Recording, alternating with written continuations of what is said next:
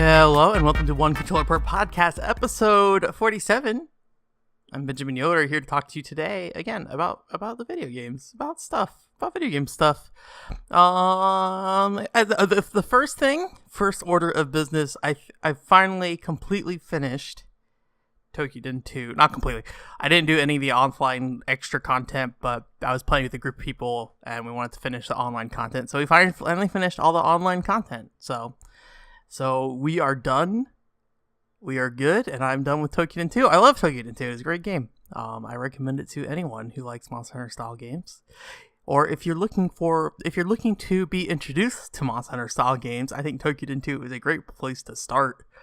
It's a lot more friendly it has a really well fleshed out single player experience, and the online is pretty friendly for playing together with people. There are a few little hiccups here and there. It's not as good as something like God Eater or something where you can essentially just play the entire game side by side by everyone else, but still pretty good. So I finished Tokiden 2, and I'm kind of wrapping up my time with Dragon Ball Z Fighters. I think I'll have an article up this week that is less about Dragon Ball Z Fighters and more of just my play style when it comes to fighting games, and how I kind of don't that doesn't mix well with Dragon Ball Z Fighters, but I still had a really good time with Dragon Ball Z Fighters. I really enjoyed it, and I think if I decided to spend more time with it, I would definitely enjoy it more than I do right now. But yeah, I think and I mentioned this article, I think I'm kind of done with Dragon Ball Z particularly. Admittedly, this mix of Dragon Ball Z and Super, I think Super is what it's called. And I haven't cared to watch Super or anything like that really either. But yeah, I played probably about like five or so hours of it, maybe a bit more than 5. And just played a bunch of ranked matches online and really enjoyed it. Got my butt kicked, but I typically don't mind getting my butt kicked in those games.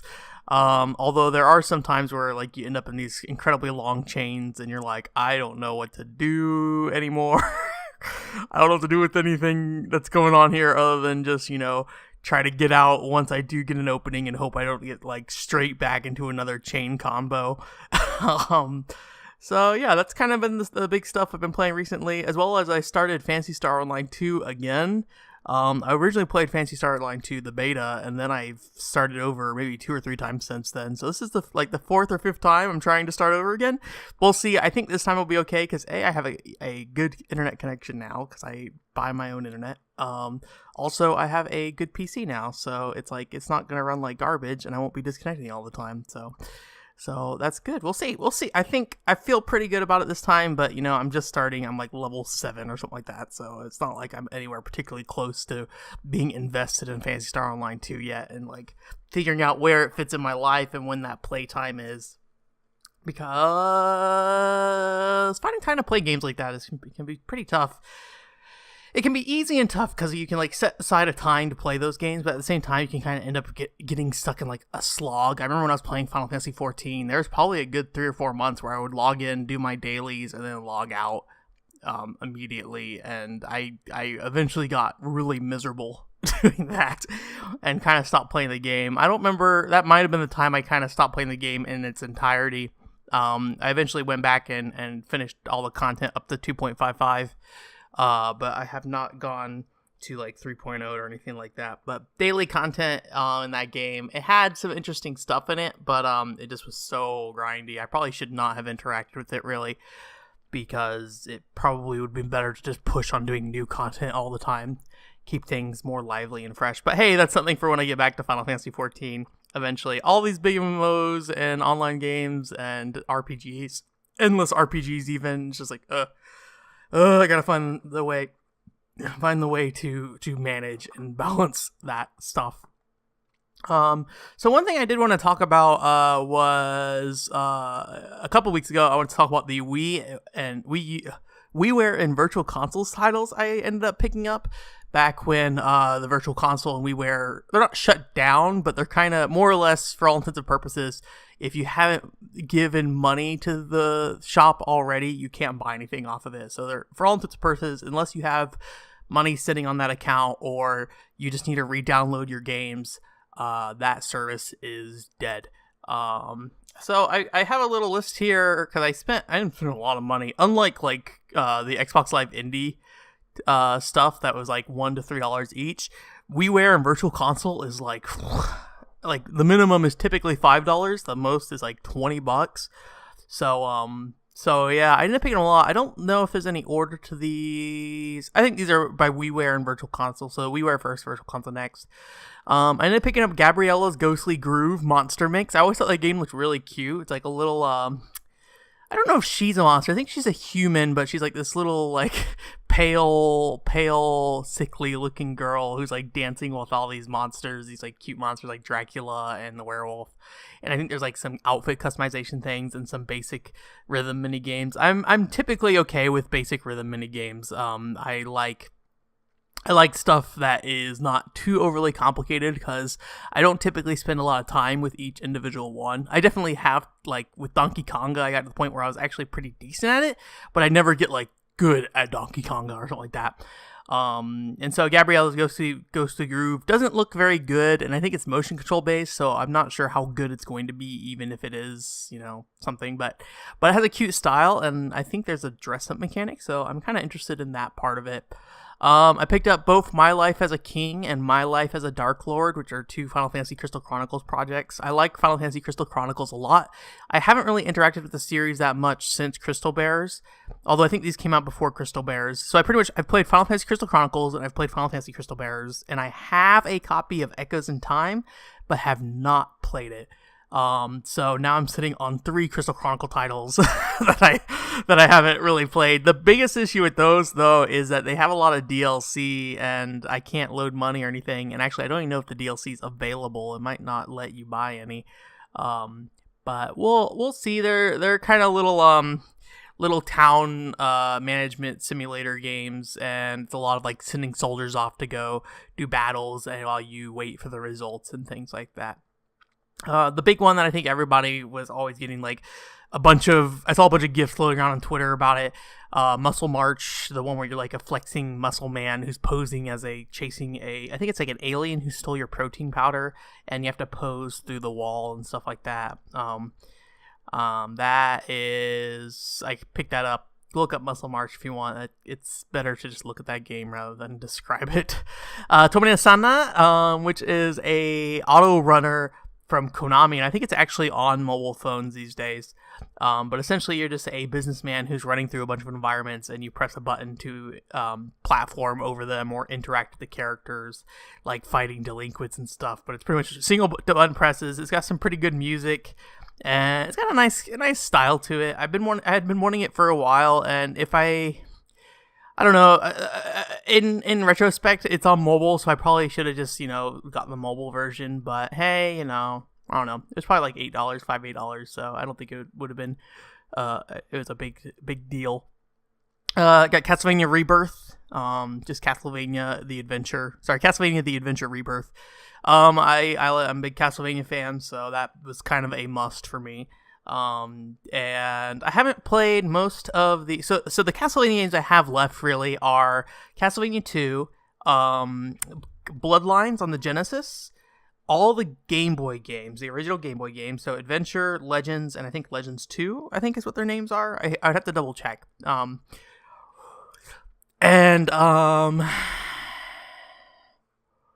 the MSX version of Castlevania 1. It's a lot of little weird straggling titles here and there, and the Adventure was one of them.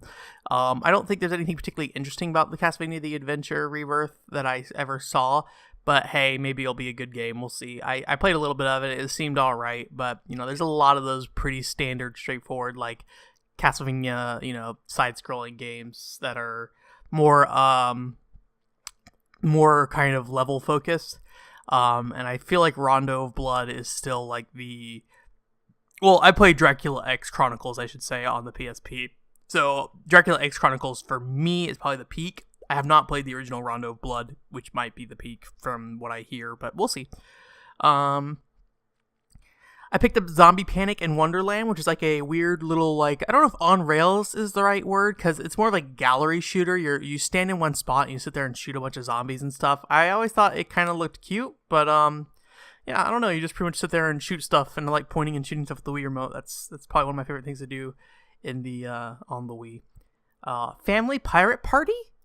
I bought this because I had $5 extra left over, and I didn't know what to do with it. It looks like a little Mario Party clone. It's got a cute style, but everything about the Family series on WiiWare always looked like super generic, and I don't expect much out of it. I doubt I'll ever play with anyone, which probably makes it even worse that I picked Pirate Party specifically, because it's basically Mario Party. But you know, sometimes you just pick that stuff up. Sometimes you just do whatever you want. I got Yumi and the Cubes, which is the last title by Warped, I believe. That I believe is his last title before he passed away. Kenji Ito, I believe his name was. So I picked that up. I don't know much about it. Warped makes games like D. I'm trying to think what else they made. Enemy Zero is the big other one. I'm blanking. They made a lot of stuff for like the 3DO and the Sega Saturn and stuff like that. Echo Shooter Plant 530, I believe is what it's called. That's a on-rail shooter based off the Hogan Alley can shooting game. I don't remember much about it, but I'm interested to play it. It was pretty pricey. It was like $20. Just an on-rail shooter, essentially, where you shoot stuff. You know, pretty common on the Wii, but it's a Nintendo published thing, and it's based off some weird old property, and that was enough to get me to try to check it out. Let's Catch, which is by Prope and Yuji Naka, is basically a baseball game. Baseball game, a catching game. So you're throwing the baseball back and forth at each other. I've heard that it is surprisingly good. So I decided to pick it up, check it out myself. And then I also got Overturn, which is like a virtual on for WiiWare. It looks like it had a nice style as well, so I decided to pick it up and give it a go. Although I think the big focus of the game was probably the online, and the online's offline at this point. So, but there's a story mode, so I'll poke around in it at some point. The only weird thing about WiiWare stuff in particular is because now that there's no official way to get a lot of this stuff anymore, if I were to make a video or an article, it'd be like, hey, if you want to play this, you just gotta pirate this stuff. But hey, I don't know. We'll see. I don't know. It's not like people particularly buy the stuff I write about anyways. I think I'm still the only person who owns Super Panda Ball. And I'm curious how many views that video has. It probably is not as many as I'd like it to be. I think my Aconcagua video has gotten more views than it originally did, which is making me fairly happy. It's like a very slow and steady burn. That Aconcagua video is really good. If you haven't watched it, go to my channel and check out Aconcagua. At least I'm very proud of that video, I should say. Maybe I shouldn't say it's very good, because, hey, that's ultimately up to you. I'm the one who made it, so maybe I don't have a place to say whether it's good or not. Let's see, where is Super Panda Ball? I think it's been like a year since I did that Super Panda Ball video, which is pretty ridiculous. We're gonna stop and sit here. And I've posted too many videos. Okay. This might look about right. There's my Yoshi Touch and Go video. Sorry for this dead air. I'm curious how many views it has. There's my Peach Beach Splash stuff. I'm playing...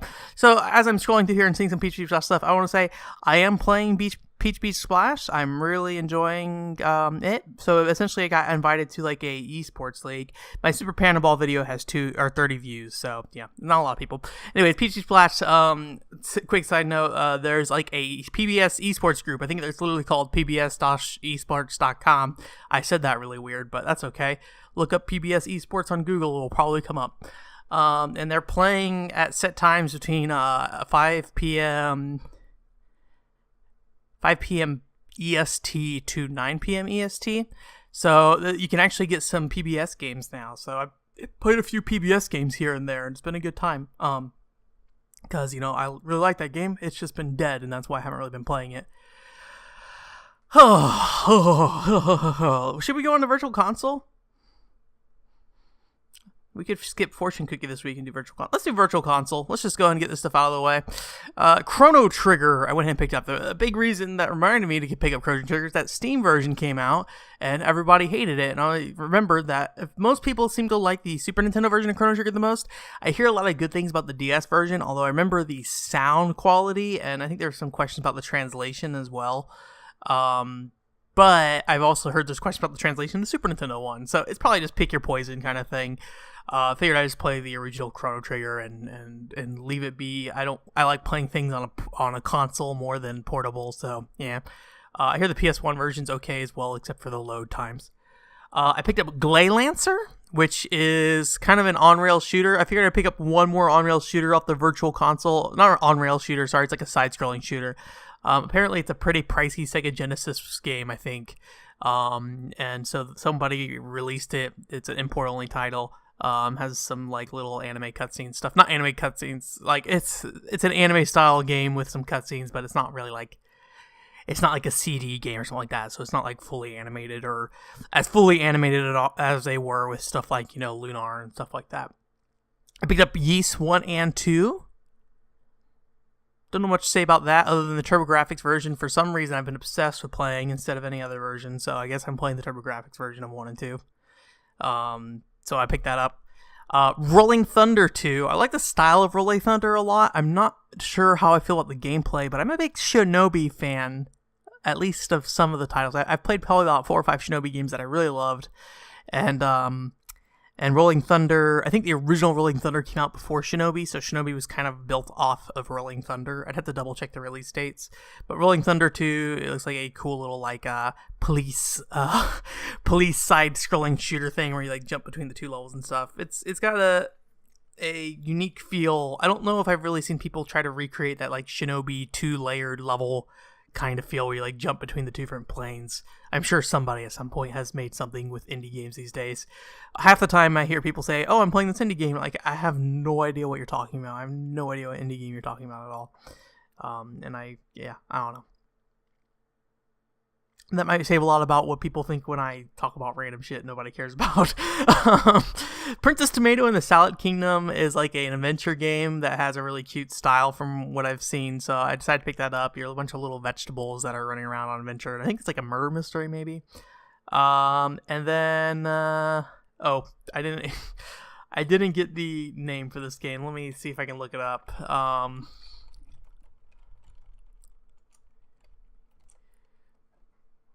Doremi Fantasy, which is like a platformer with like a little like gnome looking guy. Mylon, a young boy. I think this is technically a sequel to Mylon's Secret Castle. Yeah. And it's like a side-scrolling platformer, I believe. It's got a very cute and vibrant style to it. And it's also Japanese only. So I heard typically good things about it. It has a nice, very appealing visual look to it.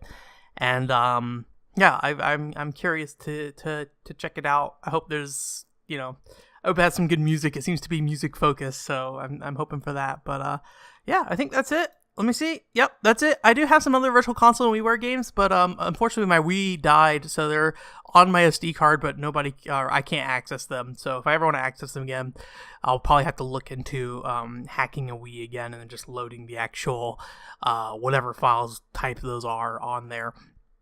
So that's the list of stuff I bought. It was a lot of money. These services going offline, it's costing me a lot of money. I dread the day that like the PlayStation 3 version of the PlayStation Store goes down, and like I'm sure not everything will be transferred over to PS4. So, at some point some of that stuff's going to go away. Hopefully a lot of it's on Xbox 360 where that stuff seems to be, at least sticking around for now. But I mean, that is questionable what stuff is moving forward because licensing and things like that. So yeah, digital services, they're a problem. They come with a lot of convenience, but they at the same time, you have to worry about this stuff going away. At the very least with like Virtual Console stuff, that stuff's been readily available for years. And the big thing here is that if you wanted to buy something legitimately, because I mean most of these are like Super Nintendo games, NES games, and all those, as far as I can tell, emulate well. I did have some issues last time I played Secret of Mana on emulator, but hey, I don't like Secret of Mana very much, so I'm not too concerned. I have 2 copies of Secret of Mana now with the Super Nintendo Mini Classic, so yeah. I don't know. I guess that's going to do it for this week, though. I'm trying to think if there's anything else really sticking around. I posted a Draconis article. I think last time I told you I wasn't planning on having an article up. I pulled together a old review that I apparently never published, cleaned it up, put it out. Draconis. Medieval Knights on Ice is what I call it. So I recommend checking that out. That's an interesting Dreamcast third-person action game by Treyarch of all people. I think it's their only original IP as well that was not licensed, unless there's like some weird Draconis license that I don't know about. I like that game a lot. A lot of problems with it, but the problems are also why it's good. So it's one of those things where it's like, yeah, they could have fixed it, but if they fixed it, it would just be a pretty boring third-person action game, or like pretty standard at least. So, Draconis, Cult of the Wyrm. I think there's a old game called Draconis. That's a completely different game. So Draconis, Cult of the Wyrm. Worm. WYRM. That's gonna do it for this week. I'm gonna send Dragon Ball back this week. We'll see what we end up happening, with GameFly stuff. I held on to Dragon Ball for way too long, so I gotta manage that list. I haven't really worked on my Xenoblade stuff, unfortunately. It got so dense and nasty that it's almost been kind of impenetrable to start working on it. But I'll try to set some time aside. We'll see if I get to work on it today, but I'll probably be out for a good chunk of the day. So it might have to happen during the week, which means, work is happening and that causes its own problems. And I need to do other things like, go grocery shopping at some point. So yeah, that'll be it. I think I'll have a Dragon Ball article up this week, but it's less about Dragon Ball and more about my issues with fighting games. Not issues with fighting games, but how I approach fighting games and how Dragon Ball is kind of inherently incompatible with that in some ways. But it's not a problem with Dragon Ball Z, it's a problem with me. The problem's me. That's gonna be it. Thank you guys so much. Have a good week. Bye.